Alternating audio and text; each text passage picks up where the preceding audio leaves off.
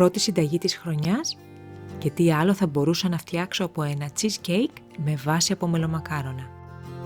Γεια σου, είμαι η Φωτεινή και βρίσκεσαι στο Busy Cook, το κανάλι που και φέτος θα ετοιμάζει νόστιμες vegan συνταγές.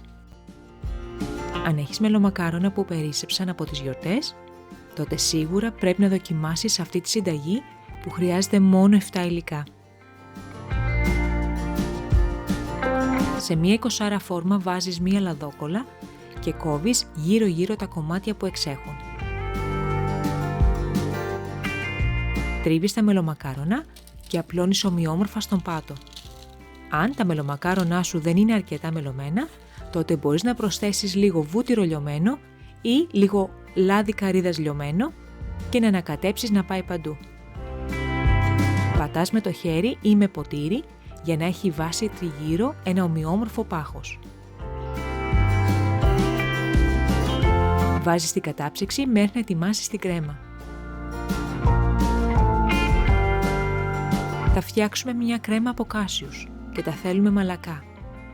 Γι' αυτό άφησέ τα να μουλιάσουν σε νερό από το προηγούμενο βράδυ ή αν είσαι της τελευταίας στιγμής όπως και εγώ, τότε μπορείς να τους ρίξεις ζεστό νερό για περίπου 1 ώρα.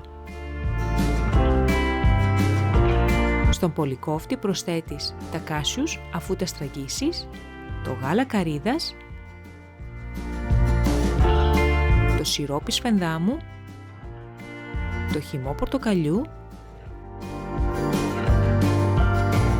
το λιωμένο λάδι καρύδας και το ξύσμα πορτοκαλιού.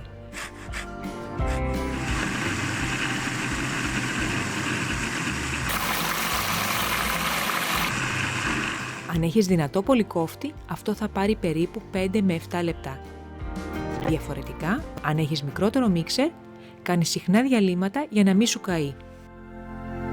Στο τέλος, η κρέμα θα πρέπει να είναι λία χωρίς μικρά κομματάκια.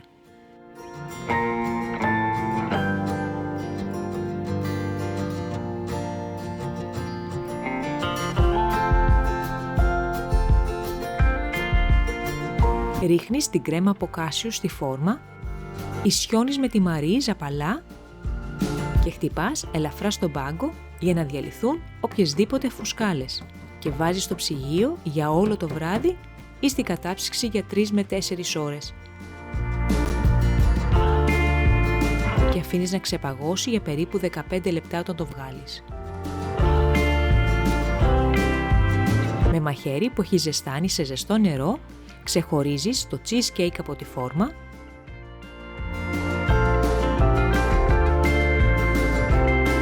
βγάζεις προσεκτικά το στεφάνι και γαρνίρεις με τριμμένο καρύδι και κομμάτια από μελομακάρονα.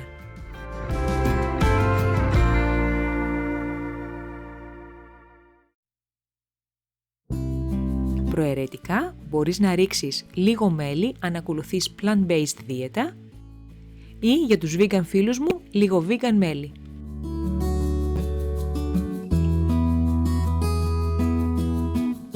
Ελπίζω να ευχαριστήθηκες σε αυτή τη συνταγή και να σου έδωσα ωραία ιδέα για τα μελομακάρονα. Άφησέ μου κάποιο σχόλιο πιο κάτω να μου πεις πώς πέρασες αυτές τις γιορτινές ημέρες.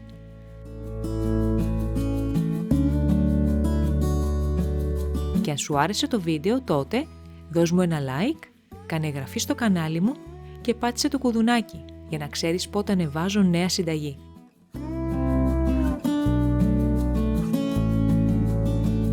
Καλή χρονιά με πολλές ακόμα νόστιμες συνταγές.